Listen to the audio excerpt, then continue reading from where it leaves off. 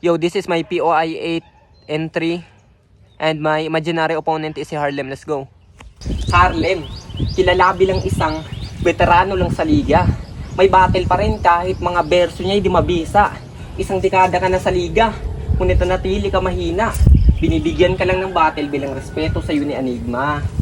Sabi niya sa battle ng Nakatana, kakabait mo sa aking style, kaya nawasak yung ngipin. Walang kwenta style mo tol kahit saan pa silipin.